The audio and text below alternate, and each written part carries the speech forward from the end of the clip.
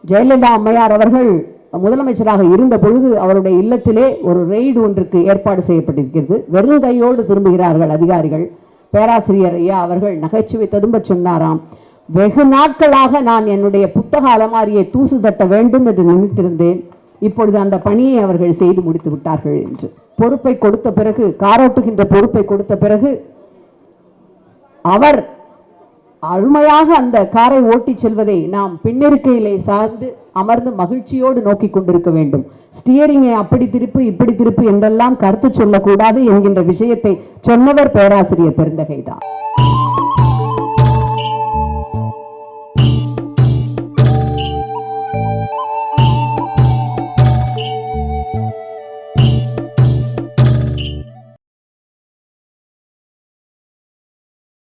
என் மீது கொண்ட பேரன்பின் காரணமாக என்னை அடிக்கடி பார்க்க முடியாத வருத்தம் இருக்கிறது என்ற தொனியிலே அன்பிற்குரிய தம்பி ஸ்ரீதர் அவர்கள் இங்கே நீண்ட காலமாக இந்த தொகுதி பக்கம் சைதாப்பேட்டைக்கு வராமல் இருந்த என்று உங்களிடையே குறிப்பிட்டு சொன்னார்.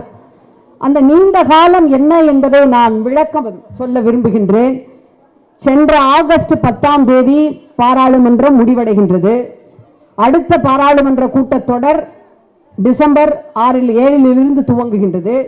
இடைப்பட்ட காலங்களில் நான் எங்கு இருந்தேன், எந்தெந்த நிகழ்ச்சிகளில் பங்கு கொண்டிருக்கின்றேன் என எல்லாவற்றையும் விலாவாரியாக என்னுடைய முகப்புத்தகம், இன்ஸ்டாகிராம், ட்விட்டர் இவற்றில் பதிவு போடுகின்றேன். 2 நிலைக்குழு, ஒரு நிலைக்குழு உறுப்பினராக இருக்கின்றேன். Standing committee ID information technology, அது குறித்த கூட்டத்திற்கு அவ்வப்பொழுது டெல்லிக்கு செல்வதுண்டு. கன்சல்டேட்டிவ் கமிட்டி சோசியல் ஜஸ்டிஸ், அதற்கு செல்வதுண்டு. இது தவிர ஒரு 15 தினங்கள் மாவட்ட செயலாளருக்கு தெரிவித்துவிட்டு, தலைமைக்கும் தெரிவித்துவிட்டு மருத்துவ சிகிச்சைக்காக சென்னையிலே இருந்து வெளியூரிலே இருந்திருக்கின்றேன். மற்றபடி சென்னையிலே தான் இருக்கின்றேன்.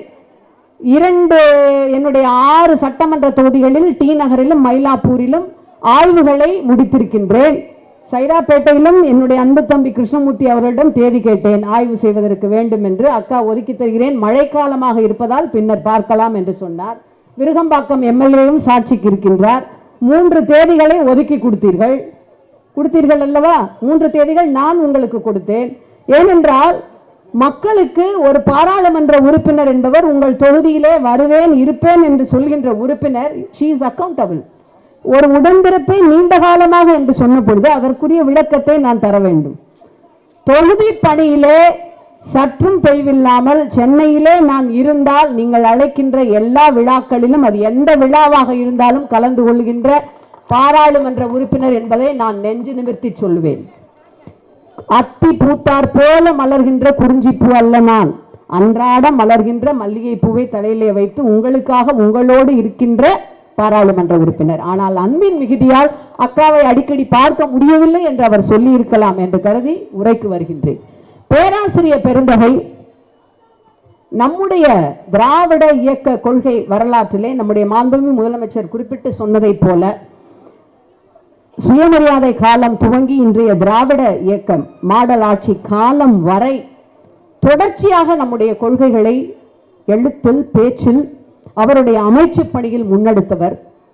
அவர் நம்முடைய உரையால் இந்த இயக்கத்தை இதுகாரும் வழிநடத்தி கொண்டிருந்தார், இப்பொழுது உணர்வால் வழிநடத்தி கொண்டிருக்கின்றார். நம்முடைய இயக்க கொள்கைகளை குறித்து அவர் விளக்கம் தீட்டியவர் மட்டுமல்ல, திருவிளக்காக திகழ்ந்தவர்.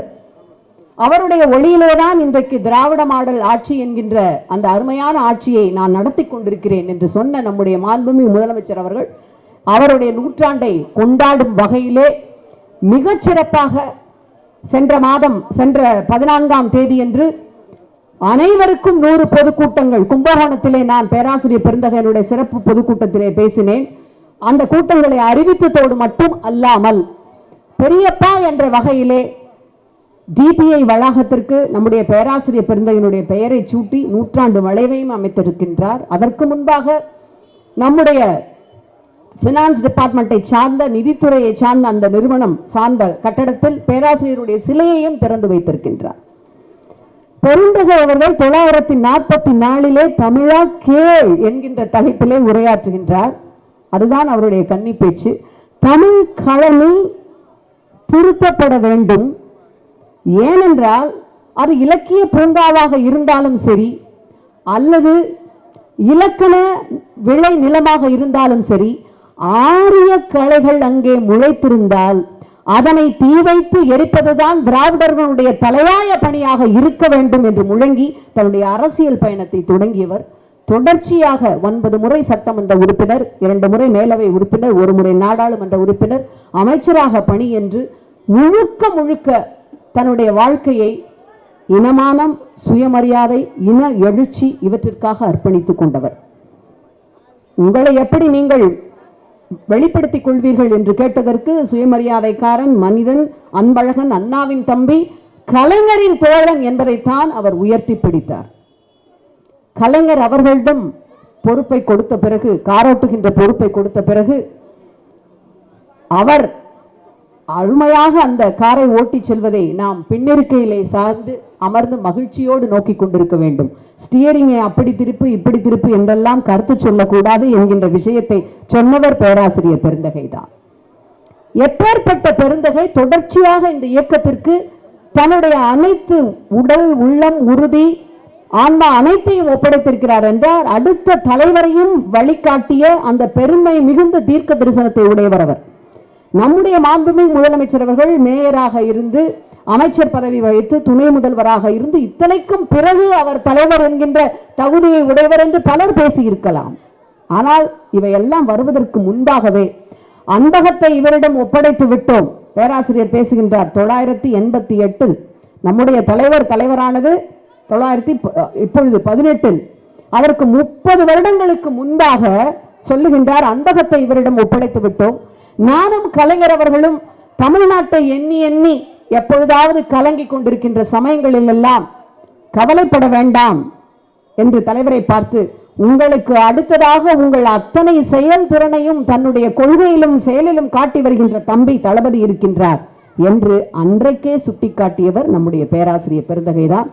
ஈரோட்டிலே நடந்த மாநாட்டிலும் அடுத்த தலைமுறைக்கான தலைவர் என்று அவரை முன்னிறுத்தியவர் நம்முடைய இனமான பேராசிரியர் அவர்தான். என்ன விதமான கொள்கைகளை எடுத்து அவர் இந்த தமிழகத்தை தாங்கி பிடித்தார் என்றெல்லாம் பேசுவதற்கு சிறப்பு பேச்சாளர்கள் இருக்கின்றார்கள். ஒன்றே ஒரு செய்திதான், அப்பழுக்கற்ற கரங்களுக்கு சொந்தக்காரர் ஜெயலலிதா அம்மையார் அவர்கள் முதலமைச்சராக இருந்த பொழுது அவருடைய இல்லத்திலே ஒரு ரெய்டு ஒன்றுக்கு ஏற்பாடு செய்யப்பட்டிருக்கிறது. வெறும் கையோடு திரும்புகிறார்கள் அதிகாரிகள். பேராசிரியர் ஐயா அவர்கள் நகைச்சுவை ததும்ப சொன்னாராம், வெகு நாட்களாக நான் என்னுடைய புத்தக அலமாரியை தூசு தட்ட வேண்டும் என்று நினைத்திருந்தேன், இப்பொழுது அந்த பணியை அவர்கள் செய்து முடித்து விட்டார்கள் என்று. அத்தகைய தூய வாழ்வு வாழ்ந்து நம்முடைய கொள்கைக்காக, அதிலும் குறிப்பாக திராவிட அரசியல் என்று நம்முடைய மாண்புமிகு முதலமைச்சர் முன்னெடுத்திருக்கின்ற இந்த இயக்கத்தினுடைய இந்த மாடல் ஆட்சிக்குரிய அந்த விதையை தோற்றுவித்த தந்தை பெரியார், பேரறிஞர் அண்ணா, முத்தமிழறிஞர் தலைவர் கலைஞர் இந்த தூண்களின் வரிசையில் அடுத்து அசைக்க முடியாத தூணாக இருந்து நம்மை வழிநடத்துகின்ற அவர்தம் பெருமையை போற்றுவோம். நன்றி, வணக்கம்.